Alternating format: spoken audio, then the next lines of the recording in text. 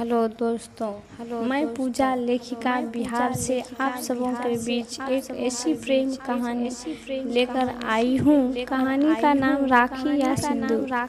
एक गांव थे, उस गांव में एक भाई बहन रहते थे। भाई का नाम बिरजू थे, उसके बहन का नाम राधा थी। वो दोनों अनाथ थे। माँ बाप दोनों का बचपन में ही गुजर गए थे। बिरजू अपनी छोटी सी बहन को कभी एहसास नहीं होने दिया वो अनाथ है। बिरजू ने अपनी बहन को बहुत प्रेम और स्नेह दिए। एक दिन की बात है कि बिरजू अपने घरों से बाहर निकल रहे थे काम काज के लिए, तो उसी रास्ते में वर्षा होना शुरू हो गई और बिरजू ने देखा एक लड़का को। इतने तेज बारिश में भी उसने काम करना बंद नहीं किए। बिरजू को अजीब लगा। बिरजू ने आवाज लगाई, अरे भाई, सुनते हो? तुम कौन हो जो इतना बरसात होने के बावजूद भी तुम लकड़ी काटना बंद नहीं किए? फिर भी उसने कोई जवाब नहीं दिया। लड़का कोई जवाब तब तक नहीं दिए जब तक कि उसका काम समाप्त नहीं हुआ। फिर बरसात बंद हो गए और बिरजू ने उसके पास गए और कहते हैं, अरे भाई, तुम कैसा इंसान हो? मैं कब से तुम्हें आवाज लगा रहे हैं, तुम बहरा हो क्या? तुम्हें ठीक से सुनाई भी नहीं पड़ रहा है क्या?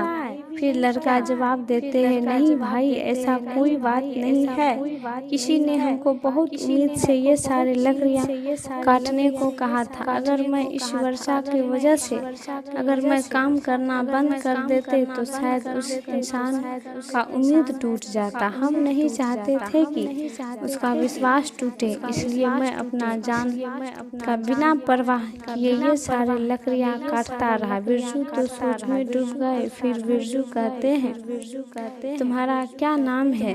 फिर लड़का कहते हैं, आज तक कोई मेरा नाम ही नहीं रखा जो मैं आपको नाम बताऊं। अनाथ हूँ मैं। बिरजू को काफी दुख हुआ ये सुनकर।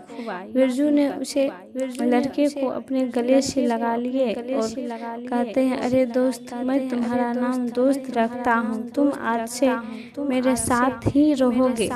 मैं भी तुम्हारे तरह अनाथ हूँ। फिर बिरजू और दोस्त घर के लिए चल पड़े।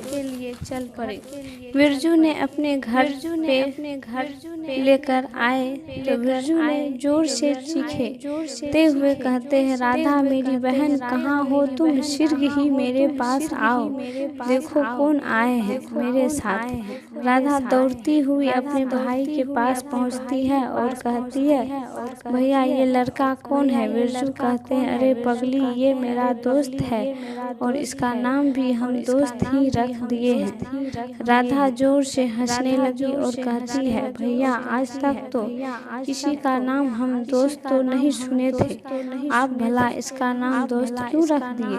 बिरजू को गुस्से आ गए और कहते हैं, राधा, ये क्या बकवास कर रही हो तुम? किसी का मजाक उड़ाना गलत बात है। अभी इसी वक्त इससे माफी मांगो। ये अब यहीं रहेगा। ये मेरा दोस्त है। एक साथ खुशी खुशी रहने लगे। फिर न जाने अनजाने में ही सही राधा और दोस्त में प्रेम एक दूसरे से करने लगे। एक दिन की बात है, बिरजू ने अपनी बहन राधा के लिए बहुत बड़े घरों में रिश्ते लेकर पहुंचे थे। वो रिश्ते भी मान चुके थे। बिरजू बहुत खुश थे कि उसकी बहन का विवाह बहुत बड़े घराने में होने वाले हैं। बिरजू ने आवाज लगाई, दोस्त राधा, कहाँ हो? आज मैं बहुत खुश हूँ बहन, मैं बता नहीं सकती हूँ कि मैं अपना खुशी किस तरह बयां करूँ। जब बिरजू ने राधा और दोस्त को देखा कि वो दोनों एक दूसरे से विवाह करके बिरजू के सामने आए और पैर छूते हुए कहते हैं, बिरजू चौंक जाते हैं और कहते हैं, तुम कौन हो? मेरी बहन राधा कहाँ है? मेरा दोस्त कहाँ है? राधा कहती है, भैया, मुझे माफ कर दीजिए, मैंने आपको बताया नहीं कि दोस्त से प्यार करते हैं और मैं इसी से विवाह करना चाहते थे। बिरजू ने कहा, तुम मेरी राधा नहीं हो सकती हो। तुम अभी रुको। बिरजू ने दो थाली घर से लेकर आए और सामने में राधा के सामने रख दिए और कहा, देखो, एक थाली में राखी है और दूसरा थाली में सिंदूर है और मेरे तरफ देखो बंदूक है। तुम फैसला करो कि तुम्हें राखी चाहिए या सिंदूर चाहिए। राधा कहती है, भैया ये कैसा फैसला है आपका? बिरजू गुस्से से कहते हैं, मैं तुम्हारे किसी भी सवालों का जवाब नहीं दे सकता हूँ क्योंकि तुमने मेरे वर्षों के मेहनत पे पानी फेर दिया।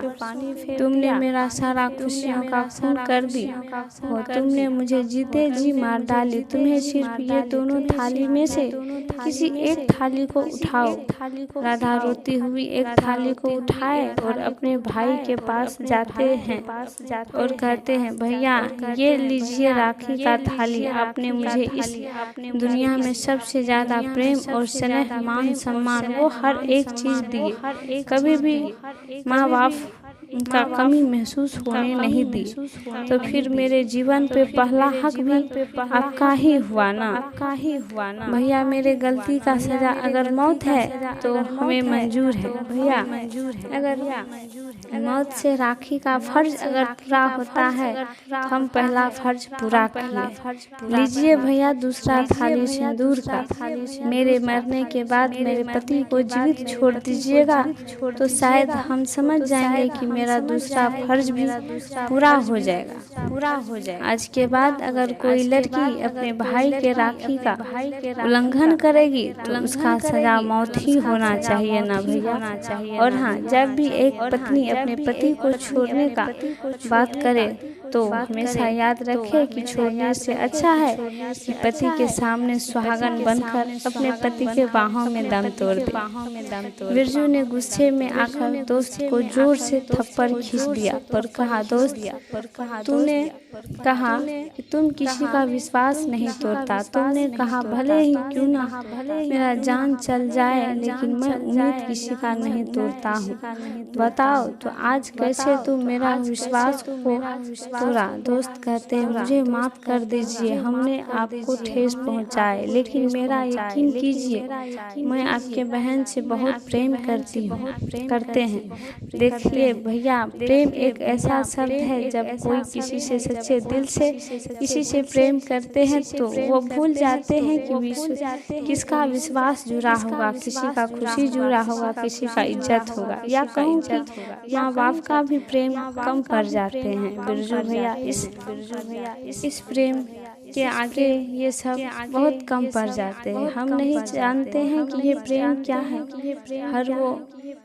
हर वो प्रेमी कुछ ऐसा ही किया हो।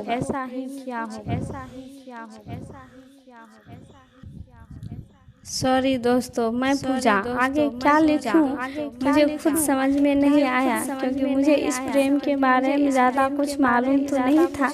और जो मेरे मन में था, मतलब जो भी था प्यार के बारे में, हमने इसमें लिखे हैं। अगर अच्छी लगी तो सपोर्ट कीजिएगा।